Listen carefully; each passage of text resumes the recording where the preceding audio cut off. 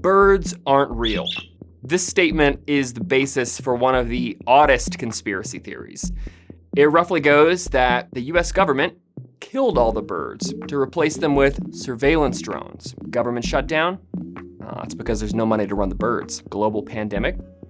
Well, they needed people to stay inside so they could change the batteries. Maybe the most brilliant part of this parody conspiracy is the way it manipulates our blind spots, creating doubt. Doubt in something we never, ever doubted before. And while we're on the subject, are we really gonna believe giraffes are real animals?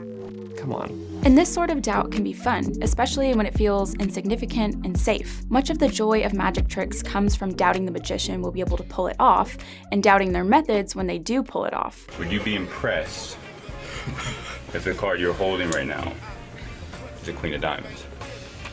I would be, but I doubt it is. Take a look. Wait. I said Queen of Diamonds. What? Because you said Queen of Hearts would be too obvious. I said Ace of Spades would be too obvious. But I said Queen of Diamonds. That's a real card, right? No, it is a real card. Queen of Diamonds. I said that. I mean, that was pretty close, though. That was pretty close. That was pretty close. She's holding the Queen of Diamonds.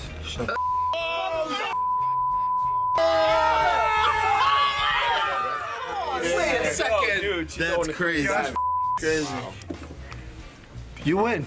You win. Doubt is less fun when it applies to our lives, who we are, and what we believe. Before we jump into all of that, let's set some definitions. Talk amongst yourselves. How would you define doubt?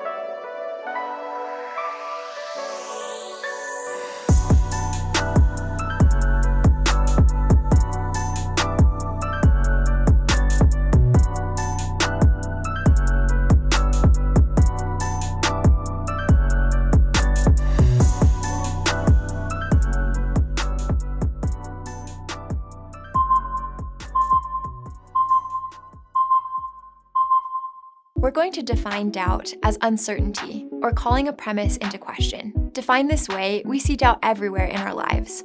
Maybe we're not certain we'll pass a math test, or really nail that presentation, so we study and prepare. We doubt our knowledge and capability, so we study and practice in order to overcome that doubt. Moving forward in the face of doubt is a common theme in our favorite stories, and the characters we've come to love often wrestle with doubt in some way. From Luke in Star Wars doubting his destiny, to Iron Man doubting his ability to save the ones he loves. Doubt is so common in our stories that it's hard to find a character who doesn't wrestle with it. It's a realistic and empathetic character trait because everyone has to walk through doubt in real life. And in real life, we have two options. We can rise to meet the challenge of doubt, or we crumble in the face of it. And as our doubt becomes more significant, so does doubt's effect on us.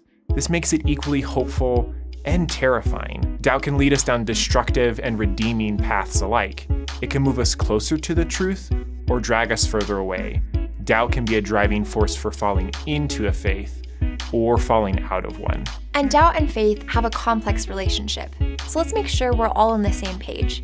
Turn to the person next to you and answer another question. What does faith mean to you?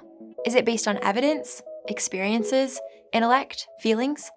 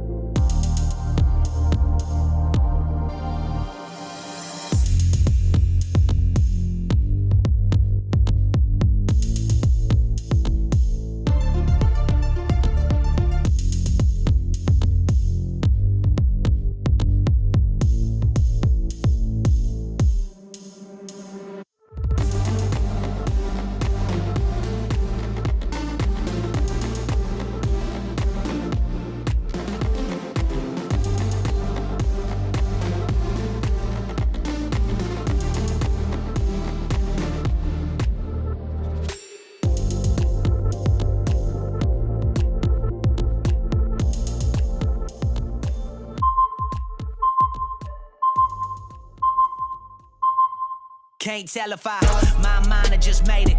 My faith, I misplaced it. My pain, I upgraded. Lost my happy thought, then I got jaded. Focus in my direction, in details and perfection. All my faith in white Jesus and my leaders. They weren't who I thought all these years. They weren't even worthy of your tears. The opposite of faith ain't doubt. Yeah, it's when I get it all figured out. Some days you're getting all my trust. Some days I can feel so empty. Some days I feel like you love me. Some days I feel like you left me. The second I'm furious with God, I'm totally close. Because you cannot be furious with somebody who's not there. All I want is clarity, clarity. 'Cause all of my heroes are frauds, just like me, just like me. So let every man be a liar. Let only God be true. And all of your heroes are frauds, just like you.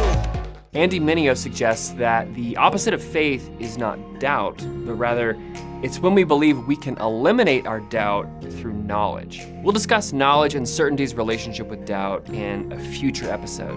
But for now, it's important to realize that doubt and faith are not opposites and can often coexist.